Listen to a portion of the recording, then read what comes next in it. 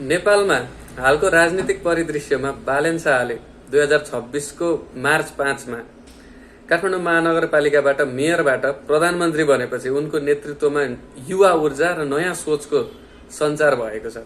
उनले खुला संवाद, पारदर्शिता र डिजिटल सेवामा विशेष जोड दिएका छन्। उनका कदमहरू विशेष गरी सडक व्यवस्थापन सुधार, भ्रष्टाचार नियन्त्रण र युवाहरूको सहभागितालाई प्रोत्साहन गर्नेमा केन्द्रित छन्।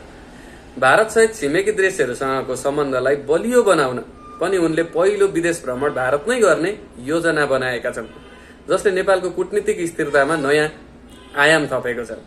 तर उनका कदमहरूलाई आलोचनाको पनि सामना गर्नु परेको छ। पूर्व प्रधानमन्त्री केपी शर्मा ओलीको सरकारले संघीयता स्थापना, राष्ट्रिय एकता र ठूला पूर्वाधार परियोजनाहरूमा ध्यान दिएका थिए।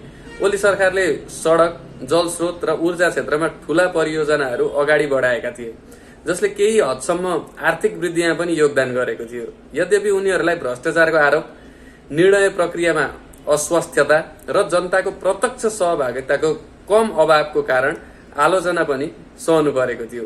बालेन सरकारले प्रारम्भिक समयमा डिजिटल सेवाहरूलाई प्राथमिकता दिएर सरकारी प्रक्रियालाई छिटो र पारदर्शी बनाएका छन्, जसले साना व्यवसायीहरूलाई लाभ पुर्याएको छ।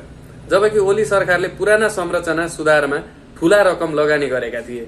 ओली सरकारको कार्यकालमा केही पूर्वाधार योजनाहरू पूर्ण भए, तर जनतासँगको प्रत्यक्ष संवादमा कमी थियो, एकदमै धेरै कमी थियो।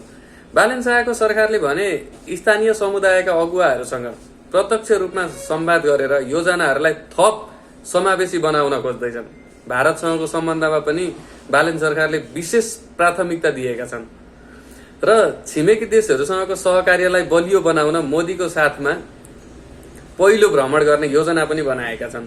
कुल मिलाएर बालेन शाहको सरकारले नयाँ आशा जगाएको छ, जबकि ओली सरकारले लामो समयसम्म नेपालको राजनीतिक स्थिरता र पूर्वाधार विकासमा योगदान गरेका थिए। दुवै सरकारबीच तुलना गर्दा बालेन सरकारले पारदर्शिता र युवा सहभागितामा नयाँ मापदण्ड स्थापित गरेका देखिन्छन्, जबकि ओली सरकारले स्थिरता र ठूला पूर्वाधारमा बलियो काम गरेका थिए। अब हजुरहरूलाई कस्तो के लाग्छ त? तुलना गर्दा पूर्व प्रधानमन्त्री केपी शर्मा ओली वा भनौं त्योभन्दा अगाडिका दलहरूका नेतृत्व गरेका प्रधानमन्त्री र हालको बालेन सरकार, बालेनको नेतृत्वको सरकारमा के कस्ता तुलनाहरू, के कस्ताहरू कुराहरू छन् त? हजुरहरूले पनि आफ्नो विश्लेषण राख्नु होला। हस्त, धन्यवाद।